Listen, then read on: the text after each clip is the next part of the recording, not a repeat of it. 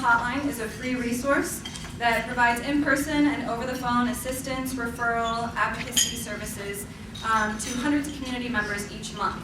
So the hotline is staffed by volunteer advocates like Cope, and these advocates help clients navigate the healthcare system and receive healthcare and other services that they need.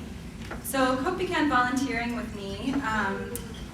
She began volunteering a little bit before I came on staff, a little over 2 years ago. And she's been a longtime member with Healthcare Consumers, but after she retired from the U of I, she decided that she wanted to get a little bit more involved, and so she became an advocate with the hotline. And we're so glad that she did. Each week, Cope rides up to the Lincoln Building on her colorful bicycle and brings all of her strength, and she brings all of her compassion with her, and really just makes it possible for people to get the help that they need.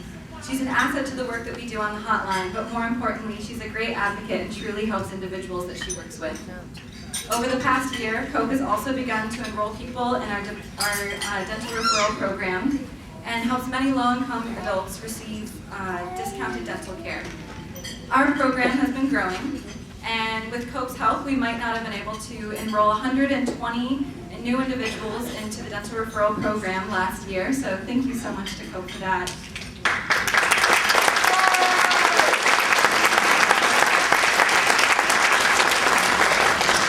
Cope is the advocate that I would really want on my side because she's unfalteringly kind.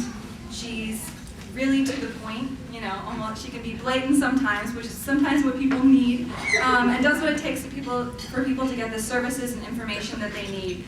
Whether that means doing a little extra research, visiting our referral sites, or making phone calls on someone's behalf. So we're truly lucky to have Cope in our community as a healthcare advocate, and I'm very fortunate to work with her myself. So without further ado, I'm proud to present Cope as this year's recipient for the Amy Olson Advocate of the Year Award.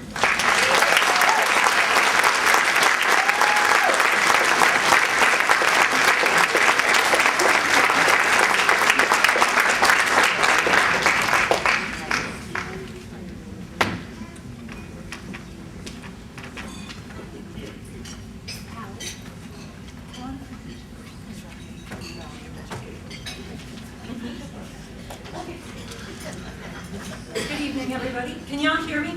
Oh. Good evening, everybody. My name is Claudia Linhoff, and I'm the Executive Director of Champaign County Healthcare Consumers. And it gives me great pleasure this evening to present our friend and former co-worker, Allison Jones, with the Special Recognition Award. Many of you know and love Allie because she has been on staff with Healthcare Consumers for about 9 years. I first hired Allie in 2003 as a federal work study student when she was an undergraduate at the U of I. Allie graduated and accepted a position with us as a community organizer in 2005 and stayed on staff with us until May of last year, and you can probably guess why.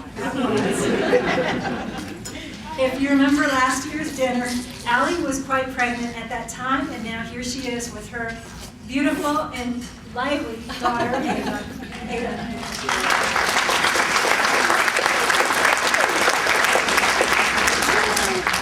Allie literally kept us together for many years. She managed our database and mailing list, our email listserv, our website, organized our phone-a-thons and our annual dinners. She made our flyers, wrote our press releases, developed our handouts. She helped train and support other staff and volunteers and helped organize many of our task forces and campaigns, including the Women's Health Task Force, the Healthcare Access Task Force, Fifth and Hill Neighborhood Rights Campaign, our legislative advocacy work, and our numerous health reform workshops. And I know right now y'all are wondering, what did I do? Allie also contributed her creativity to our work. For example, when we were doing a press conference on how the health insurance industry views gender discrimination in setting premiums for women compared to men, it was Allie's idea to make price tags for our own staff members, showing the cost of our premiums for our female staff, frequently over 200% greater than those of our male staff of similar ages. And this really helped the media to understand and see with their own eyes what gender discrimination in insurance premiums looked like. Beyond her skills and talents and creativity, Allie also brought to healthcare consumers her enthusiasm and humor. Allie is truly one of the funniest people I know. I mean, she's not really being funny right now. As a staff member, Allie was always deeply devoted to healthcare consumers and dedicated to advancing our work and building our organization. I credit Allie and her hard work with helping advance us to new levels, and she truly left us better than when she found us. When Allie left 2 weeks earlier than she had planned, because Ada was not going to wait any longer, Allie continued to help us as we transitioned her responsibilities to the very capable Jen Tiaggi. And today, Allie continues to support us and help out where she can, and she delights us by bringing her daughter Ava on visits to the office with us. Healthcare Consumers does not typically present awards to current or former staff members, because we like to believe our staff are already honored to work with healthcare consumers. And we expect great things from staff. However, in her 9 years of work for us, Allie really distinguished herself and made us better, and it is out of gratitude, respect, and tremendous affection that we want to recognize Allie and her great work tonight. Congratulations, and thank you, Allie.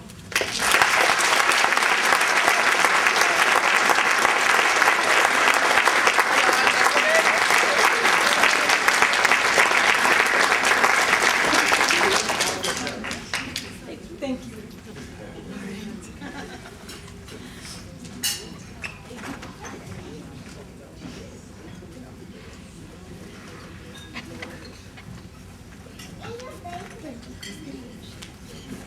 Jen, would you join me?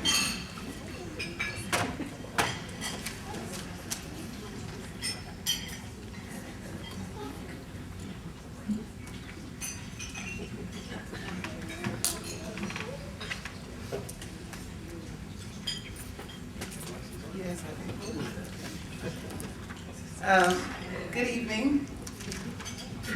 I'm Paulette Coleman, and it is my great honor and pleasure to present the Lester T. Pritchard Citizen Leadership Award for our very own friend and board member, Reverend James Hoffman.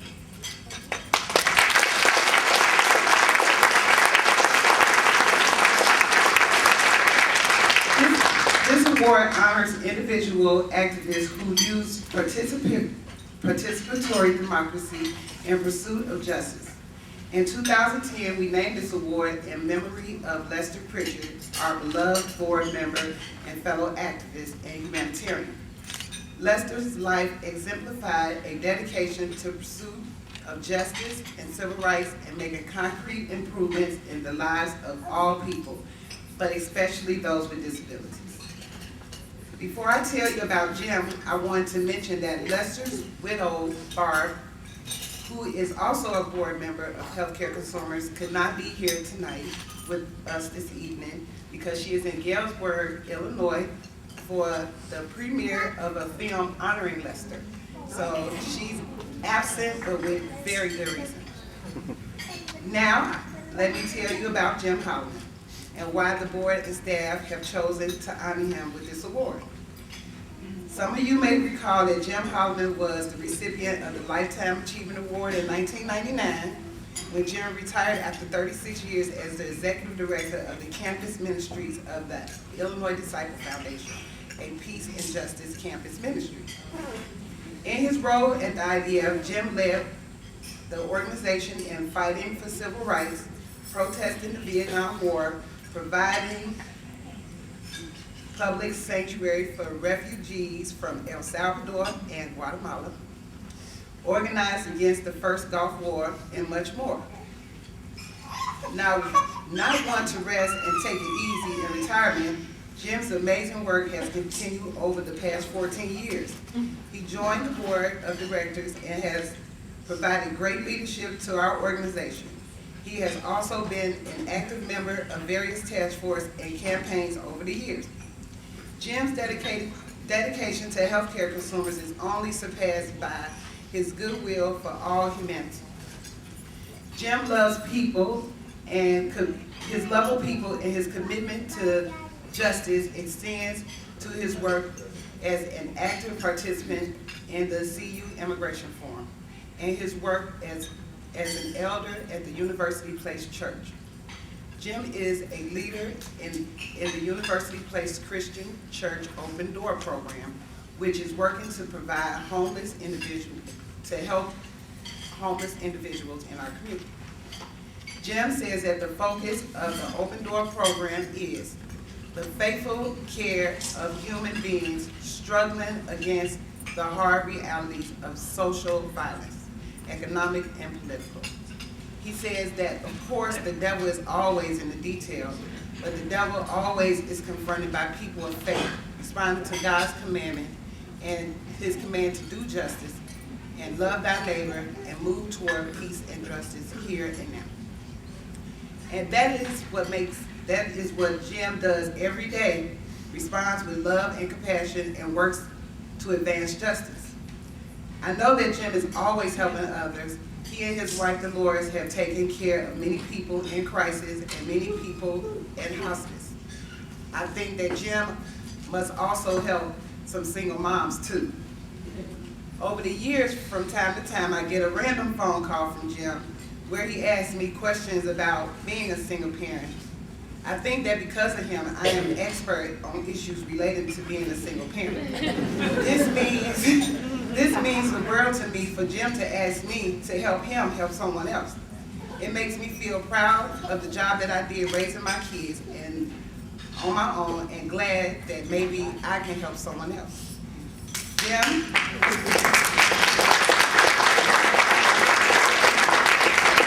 Jim, thank you for all the good work you do in our community and with our families and for healthcare consumers. Tonight, we are proud to recognize you with the Lester T. Pritchard Citizen Leadership Award. I do believe that Lester will be proud and will tell you to keep going.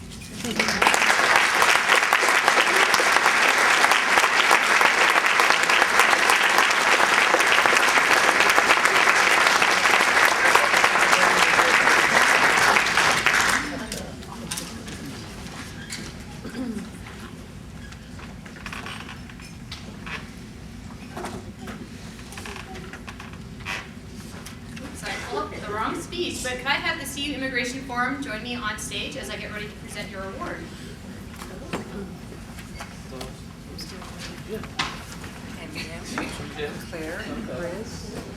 While they come and join me on stage, I would like to tell you more about the award.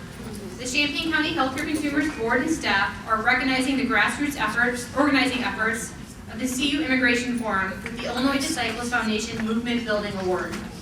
This award recognizes organizations and individuals that dedicate themselves to working to build social justice movements. I am personally very honored to present this award, having served as the executive director of the Illinois Disciples Foundation for the last 10 years. Founded in 2011, the CU Immigration Forum is a group of immigrants, students, clergy, service providers, labor union representatives, local residents, and community organizations concerned about the progress and plight of immigrants in our community. Since the CU Immigration Forum started, they have made great strides forward in our community. In response to the needs of immigrants, the Immigration Forum has developed strong ties and collaborations with local churches, as well as organizations like the Illinois Coalition of Immigrant and Refugee Rights, to promote programs and policies that benefit immigrants in our community, as well as activities such as screenings of documentary films on immigration issues, worship services, legislative updates, and direct assistance to immigrants through a hotline called La Linea. The CU Immigration Forum successfully organized a local campaign to end the county's participation in the U.S. Immigration and Customs Enforcement's controversial federal deportation program called Secure Communities, which was promoted as a way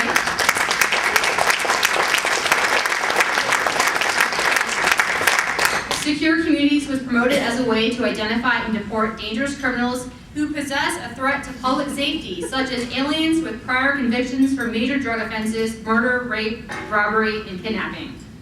However, according to the federal government's own data, the vast majority of individuals detained and deported under the program were non-criminals. Here in Champaign County, 70% of those deported had no criminal record, but the impact on local families was devastating.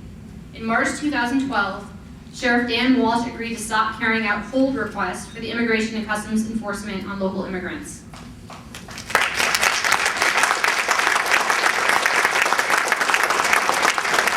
It doesn't stop there. Immigration Forum is part of a statewide coalition that successfully pushed for the passage of a state law that allows all Illinois residents to qualify for a driver's license.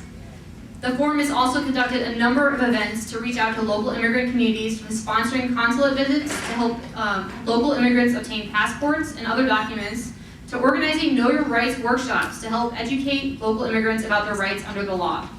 In solidarity with La Colectiva, Immigration Forum members lobbied in support of creating a path to citizenship for students who graduate from college or serve in the U.S. military.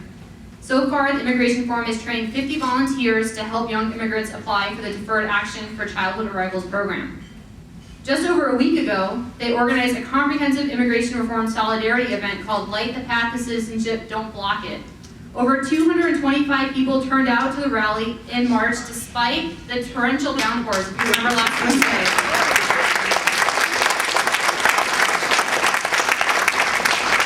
CU Immigration Forum's grassroots organizing over the last 2 years has built a strong and diverse movement in our community for immigrant rights. Without local movements like the Immigration Forum, national efforts like comprehensive immigration reform would not be possible. It is with the unwavering determination, dedication, and strength of a local movement like CU Immigration Forum that creates positive social change and leaves our community in a better place for it. Champaign County Healthcare Consumers is proud to honor the CU Immigration Forum with the Illinois Disciples Foundation Movement Building Award.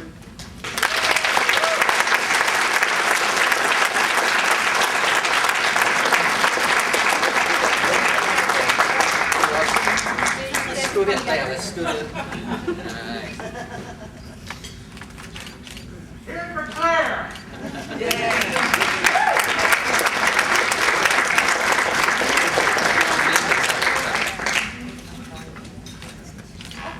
Just to mention, they have cards to sign if you would like. We'll have them outside on our literature table after the dinner.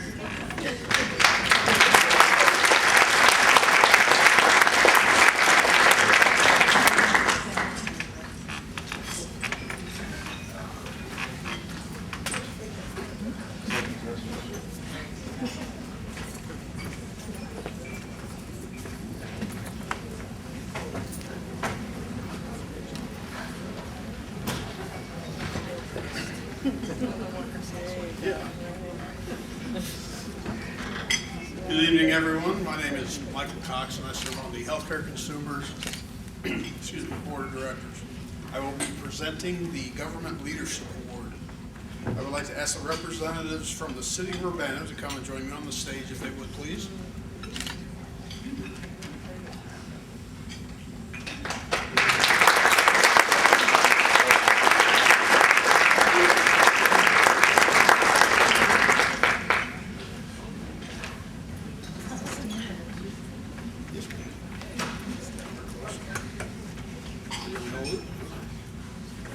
Okay, sorry, I didn't realize you guys couldn't hear me.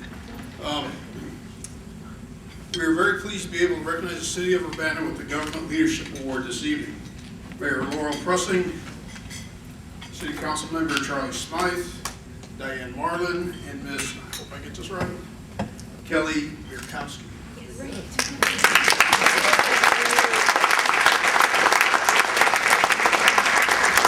The Government Leadership Award is bestowed on a local, state, or national official, body, or agency that has distinguished itself by showing leadership and advocating for and advancing the best interests of the people and the communities they represent. CCHCC has selected the City of Urbana to receive this award for the city's long-standing commitment to providing social service funding to local nonprofit organizations in order to strengthen the Urbana community and improve the lives of Urbana residents. The City of Urbana and Cunningham Township established the Consolidated Social Service Funding Pool in September of 1996 in order to provide grants to nonprofit organizations in the community at large who serve Urbana residents. The Consolidated Social Service Funding Program is funded by pooling funds from 3 pots of money. the City of Urbana General Funds, City of Urbana Community Development Block Grant Funds, and Cunningham Township Funds.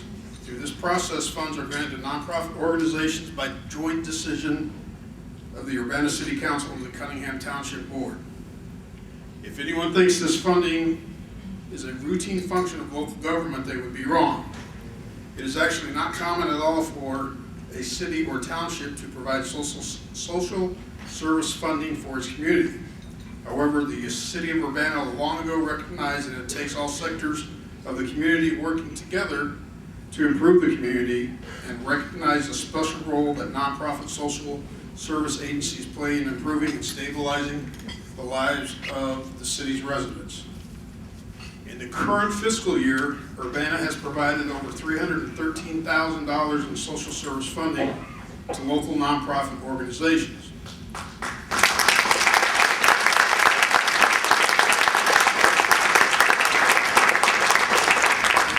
Healthcare Consumers is fortunate and grateful to be a recipient of some of these funds for the last 13 years for our hotline services that Christy is in charge of. There she is. We wish more city governments would follow in Urbana's footsteps. I'm looking at you, Champaign, where you're at. And invest in the nonprofit organizations that provide vital social services to our community. We are recognizing the City of Urbana for its leadership in improving the lives of Urbana residents by supporting and strengthening the nonprofit organizations that provide vital services to Urbana residents. Mayor Pressing, Council Members Smith and Marlin, and Ms. Mierkowski, we thank you for Urbana's leadership and commitment to improving our community. It is with our deepest gratitude and respect that tonight Healthcare Consumers recognizes the City of Urbana with our Government Leadership Award. Thank you.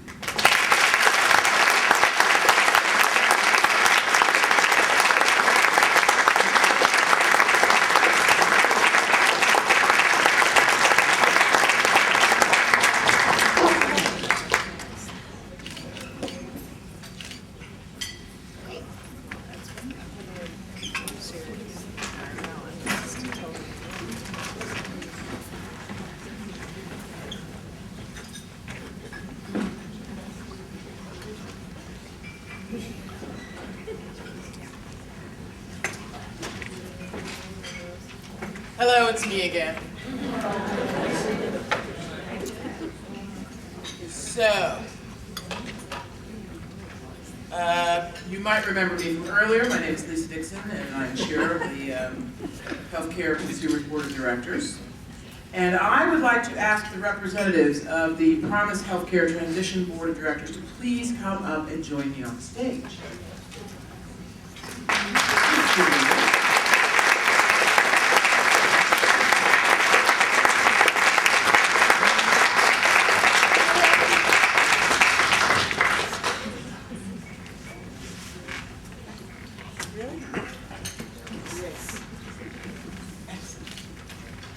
So, I am very honored to be able to present the Harry J. Baker Community Service Award to the individuals and organizations who served on the Promise Healthcare Transition Board of Directors until the new operational board that governs Francis Nelson was formed.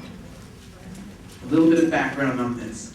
The Harry J. Baker Award is intended to honor community members or organizations whose dedication and work toward improving the lives of people in our community exemplifies community service of the highest level.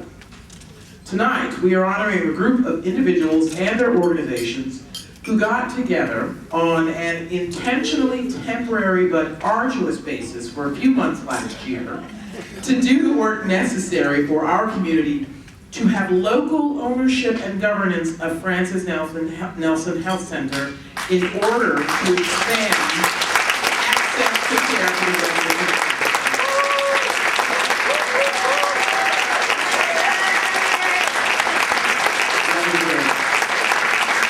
Now, as we told you at last year's annual awards dinner, there was a huge community collaboration underway to improve access to care for the medically underserved in our community.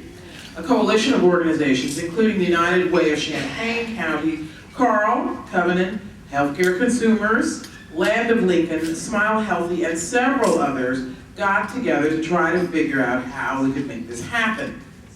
They reached the conclusion that the first step for improving access to care in our community would be to expand the capacity of Francis Nelson Health Center to serve the medically underserved.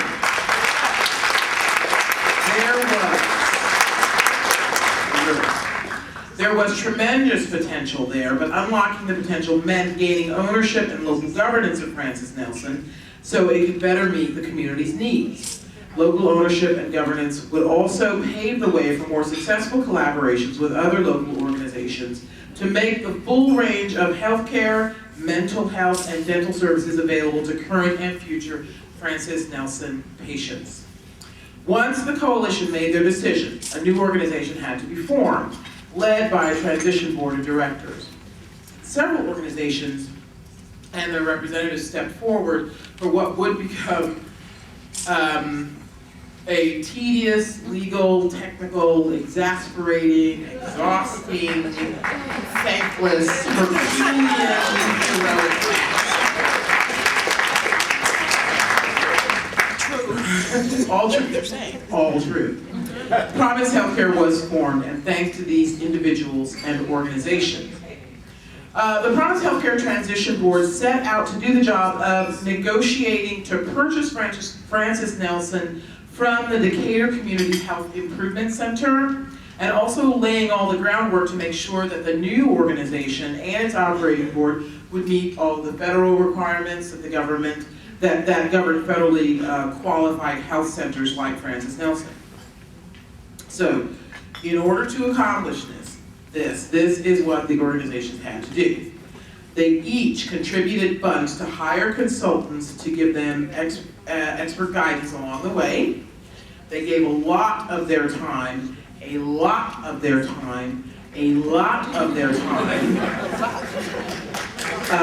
group of individuals,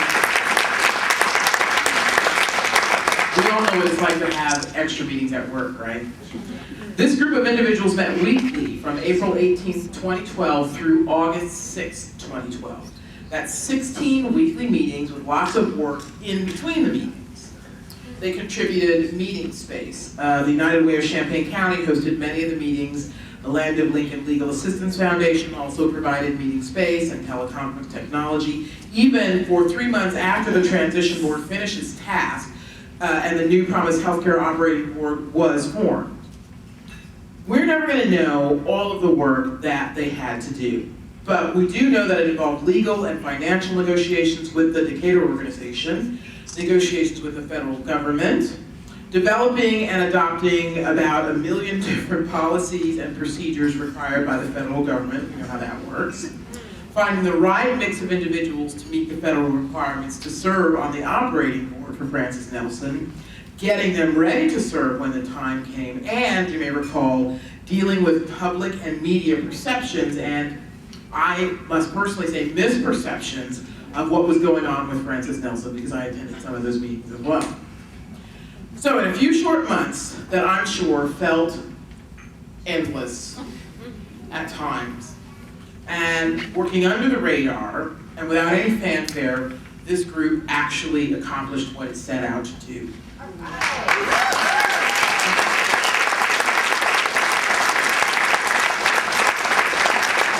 I introduce you to the individuals and organizations who served on the Promise Healthcare Transition Board of Directors, I want to tell you that they would be the first people to say that they could not have accomplished their mission without the extraordinary work done by 2 key individuals who served as paid staff during this time.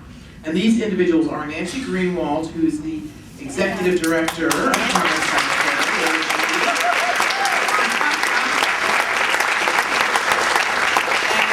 and Deb Frank Finan, who served as the attorney for Promise Healthcare. We definitely want to thank them.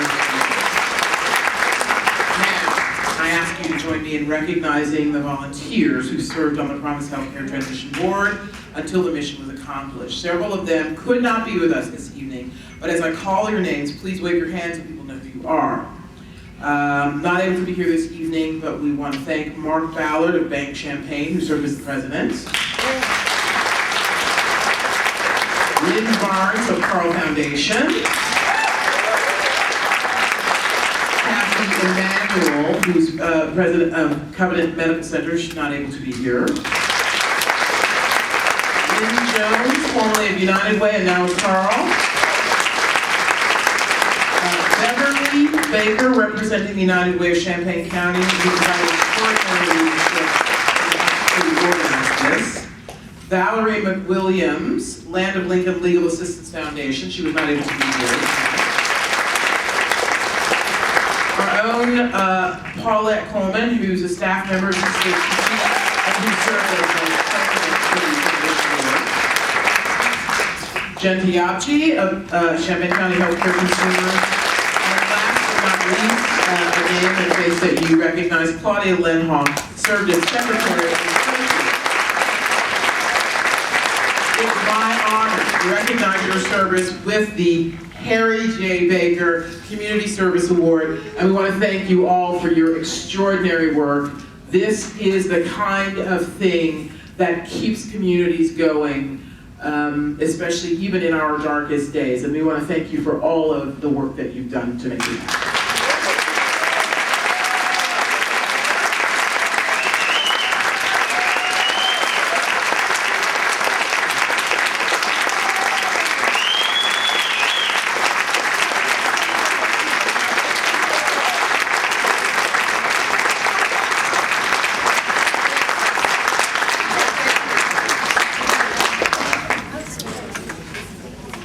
You can kind of come around it here.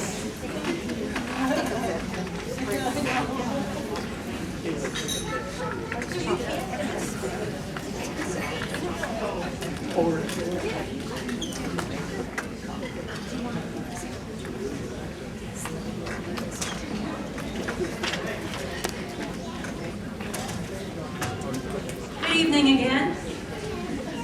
I would like to ask Lynn Barnes from Carl to come join me on stage for this next award presentation.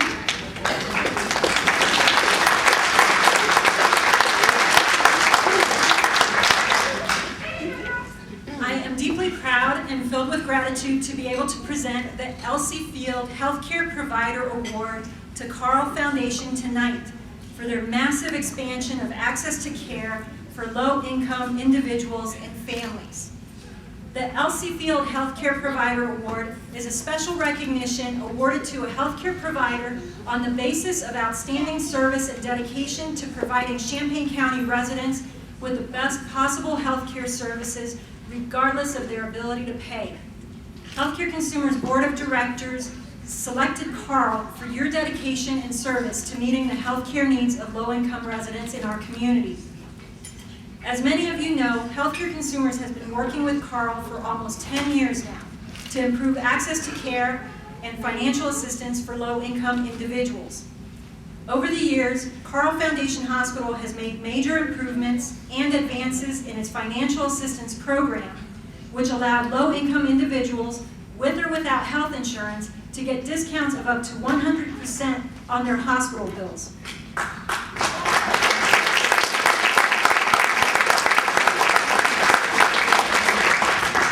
Outpatient, primary, and specialty care still remain out of reach for too many. Then, about 4 years ago, Carl Foundation let the community know that they were planning a merger of the nonprofit Carl Foundation Hospital and the for-profit Carl Clinic to become one nonprofit entity. Carl Foundation CEO, Dr. James Leonard, promised the community that the newly merged nonprofit Carl would make the hospital's financial assistance program available for all medically necessary services at Carl, including physician and diagnostic services. Low-income community members can now do what they were not able to do 4 and 5 years ago. They can apply for Carl financial assistance, get up to 100% discount, and schedule appointments and care with Carl physicians for primary care, specialty care, diagnostic tests, physical therapy, and a whole range of medically necessary healthcare services. Our low-income community members now literally have access to hundreds of physicians to whom they previously did not have access. We at Healthcare Consumers see the difference that this makes every single day. We routinely help individuals and families apply for financial assistance at Carle and help them schedule the primary care and appointments that they need. In the process, if they had outstanding debt, we see that debt wiped away, giving those patients a new start and a new pathway to health.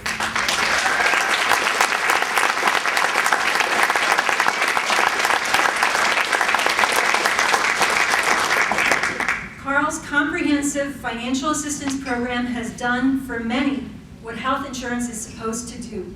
It has become a passport to health care.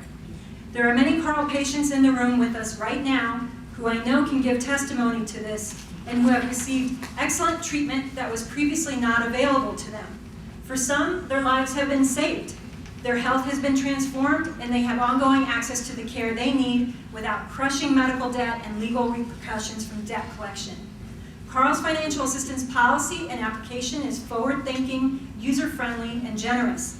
It is good for a year at a time and covers old debt. Carle even sends out reminders 3 months in advance so that people can reapply without a lapse in their assistance.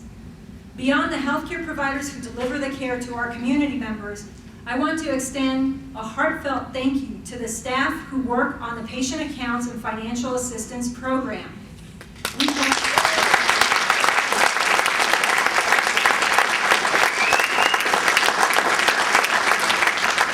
We collaborate with them routinely to process people's applications, and they are diligent and kind in carrying out their work. Carle has distinguished itself as a fine, caring, and innovative healthcare provider willing to provide care to those who need care regardless of income or insurance status. What a difference you have made in the lives of our community members in the last 3 years. We are so proud and grateful to recognize Carle this evening with the Elsie Field Healthcare Provider Award. Lynn Barnes, Vice President of Carle Hospital Operations and HVI, is here to accept the award on behalf of Carle. Congratulations, and on behalf of the low-income individuals and families that you serve, we thank you.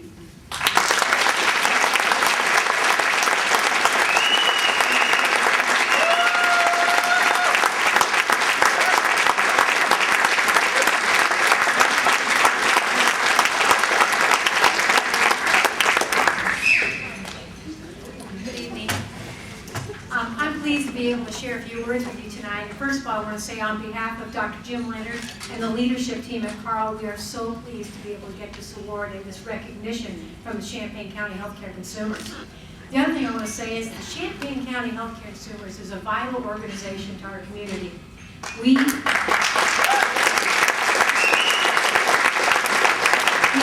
much are pleased and enjoy our relationship with the Champaign County Healthcare Consumers. And they actually played a very integral role in helping us to deliver some of these different products to the consumers, in terms of the tweaks. So not only do we enjoy the relationship that we have, but you know what we love the most is absolutely being able to serve our community and our region, doing what we do. That is what we get the great joy of working with us. So thank you very much.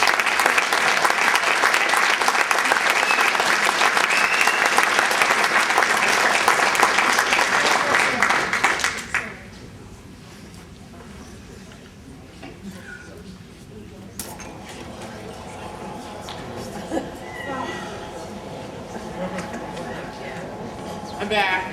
Hi. You have a special treat coming. We have technology.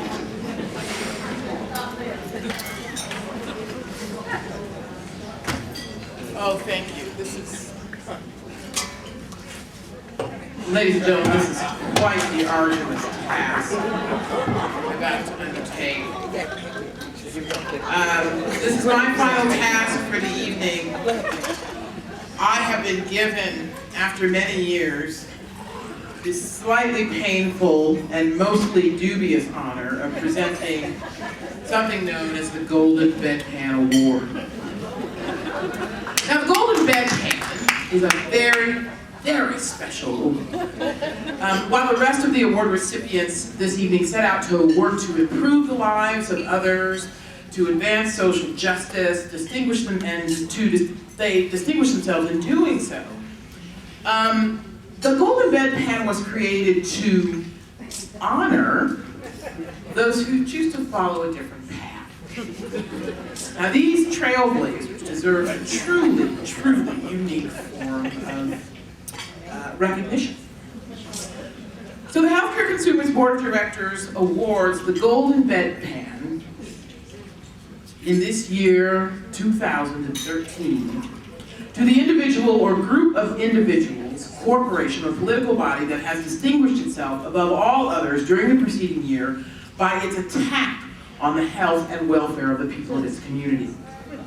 Now, there were plenty of wonderful choices this year, but we settled on a select number of particularly worthy candidates, and we've chosen to acknowledge each and every state from these great United States that is refusing to make the ridiculously easy decision to expand Medicaid to their citizens under the Affordable Health Care Act. Now, you may be surprised to know that as of today, there are somewhere between 19 and 24 different states that are either flat out refusing to expand Medicaid to their state or considering alternative plans and have not committed in one way or another. That means that nearly half of the United States, it's heavy, isn't it? That means that nearly half of the United States, I've lost my place. That means half of the United States are turning their backs on the millions of uninsured, low-income people of their state and holding them hostage to an ideology and political gain. That's right. Now, look at this map. Yeah, look at the map. I feel like I'm getting a few flashbacks of 2000 Gore v. Bush elections on this red stage. I'm really sorry if anyone is from any of these states. Claudia, Miss Texas. But it is difficult to ignore the sort of large red mass there that takes up most of the South. And then, of course, there's Florida, which is actually, I'll explain in a second, should probably be more of a pinkish color. And there are others like Maine, but you know, I don't know what's going on in Maine. I don't know. Anyway, before I get any farther afield, I want to give you a little background. One of the major victories, if not the most influential healthcare reform of our time, is the Medicaid expansion under the Affordable Care Act. Now, for years, uninsured adults have been excluded from Medicaid coverage, even the poorest of the poorest of the poor, because they were not a parent of a child, they did not have a disability, or they were under the age of 65. So if you don't have those things, apparently you can't get sick.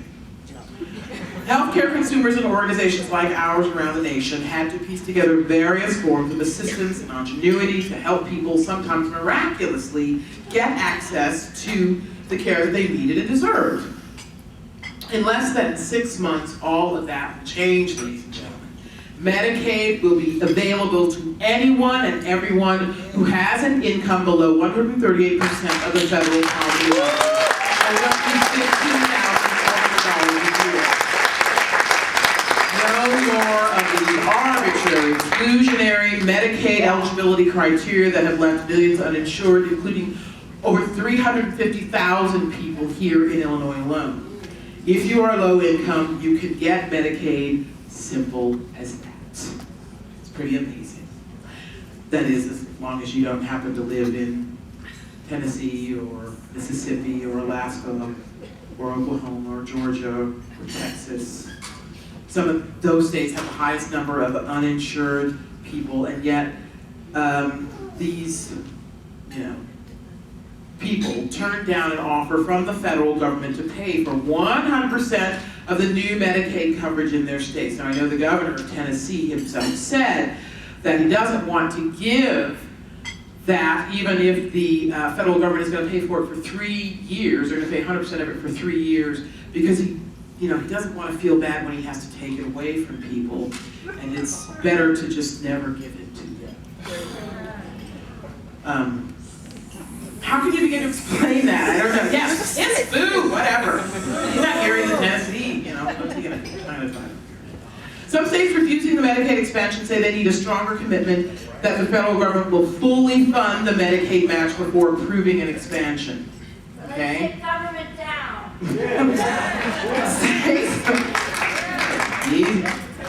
States like Mississippi, South Carolina, Oklahoma have among the lowest Medicaid spending per recipient and repeatedly slash their Medicaid programs, are showing such a strong commitment to their residents. Other states are proposing alternative plans to the federal Medicaid expansion so they have more control and are less reliant on the federal government. Okay, I'm listening. Go. Earlier this week, Florida Senate voted on an alternative proposal to help pay for insurance for people living in poverty by giving them $10 a month to buy private forms of Medicaid. That is really going to help me buy insurance for my family. It would if it were the year 1913. That is why I said that Florida should be a little pink on the map, because they can't seem to figure out that what they want, they can't seem to figure out what they want when the governor leads the U.S. Supreme Court lawsuit against the Affordable Care Act, and then he flips and says he wants to expand Medicaid in Florida after the lawsuit fails, but the legislature says no and comes up with the idea for $10 a month, right? So I have this little fantasy that in some of these states that are holding out for something even better than the Affordable Care Act and the expansion of Medicaid, that they're really holding out for something like single-payer health insurance, or Medicare for all the time, or, I'm sorry, did I say that? What? Okay, that was a dream. So, enough of my bitterness.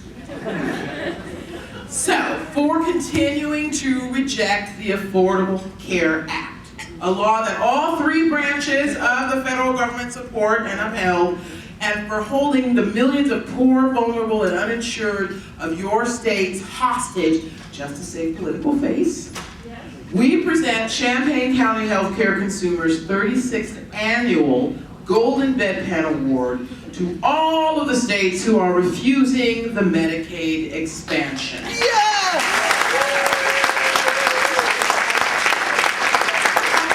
They get to pass it around from state to state. So, ladies and gentlemen, that concludes our awards ceremony presentation for this evening. But we are going to close out, in keeping with tradition. We want you all to sit back and relax, have one last drink, and help us remember some of the good times and fallen comrades with our slideshow that's going to begin quite soon. So thank you very much, and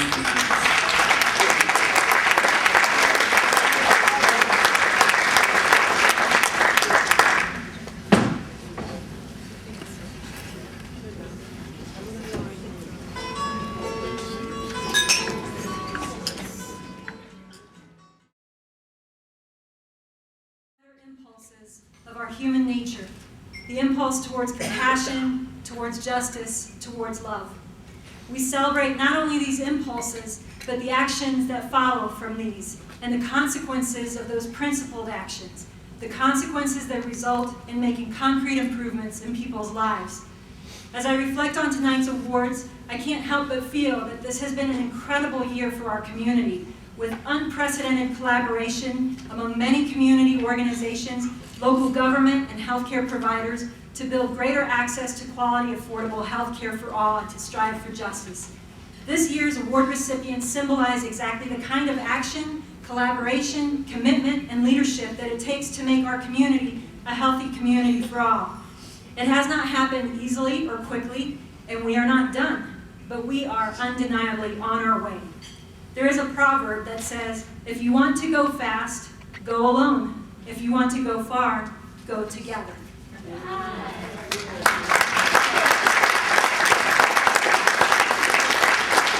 So we are going together, and it has taken a long time and a lot of work for us to be where we are now. I can look back on years and years of work that has led us to this moment, to where we are now. I think about the work that it took to create the County Public Health Department, and how that led to the creation of the Child Dental Access Program for low-income county children. And I think about how, in order to advance that work and grow it, many of us got together to form Smile Healthy. And then I think about the last year and how Smile Healthy provided the foundation for the new Promise Healthcare organization, which operates Francis Nelson Health Center and Smile Healthy programs. I think about the years of work with our local hospitals, Provena Covenant, now Presence Covenant, and Carl. I think about our struggles to advocate for legislation to create new programs to help all people have access to quality, affordable health care. In my mind, it's like time-lapse photography, and I can see what was and what became what we have created. And I see that every step of the way it has taken actions, great and small, by individuals, workers and leaders inside and outside of organizations. But what are organizations, if not collections of individuals working toward a particular purpose? It takes leadership within organizations, the kind of leadership that we have celebrated tonight, to move the organizations to collaboration, to a vision of working together in ways that at times might seem at odds with the day-to-day purpose and goals of that organization. Moving us towards justice, towards a more compassionate and caring community, comes down to the values, the vision, and the action of individuals. It comes down to those individuals working together in collective action. That is how we make things happen. It also takes continuity, hard work, and patience, and letting our better angels guide us. That is what will get us there. And as the proverb says, if we want to go far, we must go together. Now, I want to tell you about where we want to go over the next year. Of course, we want to continue to build on all that we together here have created so that we can care for all of our community members. Beyond that, we want to seize the opportunity of the full implementation of the Affordable Care Act, and we want to enroll thousands of our uninsured and underinsured and struggling community members in new affordable health insurance and Medicaid starting this October. On a personal note, I cannot tell you how badly I want to do this. After 16 years of this work, I can't wait for the moment that we get to start helping people get health insurance. I can't wait for the moment that we get to start bringing people in from out of the cold and give them a real passport to health care. I know it won't be perfect, and I know there will be problems along the way, and you'll hear more about those than you will about the successes. But I want to wrestle with those problems and work to make it better. That is so much more preferable than what we have had. Health reform and the phase that is about to begin in October, when people can start applying for health insurance and Medicaid through the health insurance marketplace, is the biggest social reform that our country has had in 40 years. It's not perfect, but it's a huge advance, and it will save the health and the lives of millions of people. Healthcare consumers will be applying to the federal government to become an official navigator. You can help. A navigator is an organization that helps do community education and outreach and actually helps people enroll in the health insurance that's available. You can help us by signing our petition to demonstrate community support for our application. The petition and other materials for how you can help are outside at our literature table. I want you all to stay tuned because it is going to take all of us doing our parts to help spread the word and let people know that health insurance will be available to them. Our other work will include the ongoing struggle to protect Social Security, Medicare, Medicaid, and veterans benefits on a national level. We have to stay vigilant and active on these issues. In justifying the cuts to these basic benefits, national leaders say that everyone must have skin in the game. That's how they justify proposing cuts. But they are asking for more than skin of the low income, the elderly, the disabled, and the veterans living on fixed incomes. They are asking for muscle, blood, and bone, and we have to resist this. When we raise taxes on the super rich or close loopholes on corporations, they don't die or become sick. But when we cut Social Security, veterans benefits, Medicare, and Medicaid, people live sick and some die sooner than they should have. This, my friends, is not skin in the game. This is life itself, and we must resist these cuts.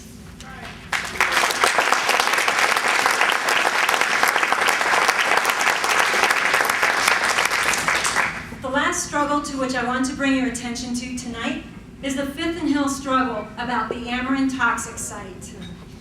And my Fifth and Hill friends are out there.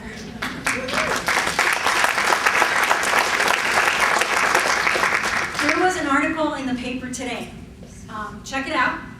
Don't believe everything you read. Ameren's cleanup, which is almost complete, is far from comprehensive, and residents continue to suffer the consequences of toxic contamination.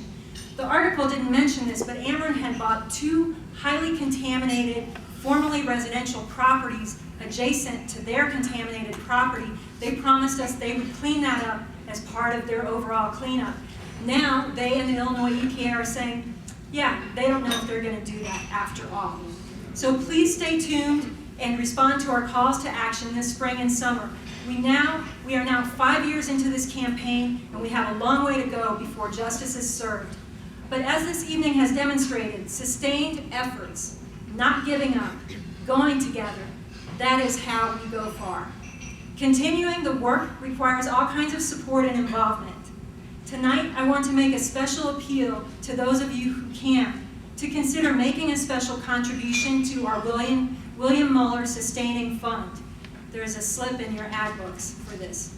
Bill loved healthcare consumers deeply and was always looking ahead and concerned about our financial future, so we could be around for a long time to continue the work that matters. Please consider making a contribution in honor of Bill and in support of our organization.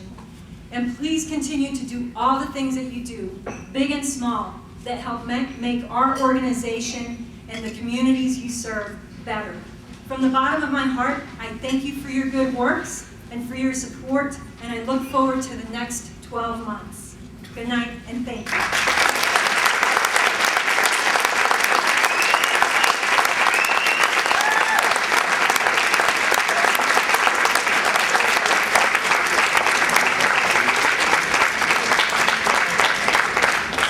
Folks want to stick around and socialize for a little while, I believe the bar is still open.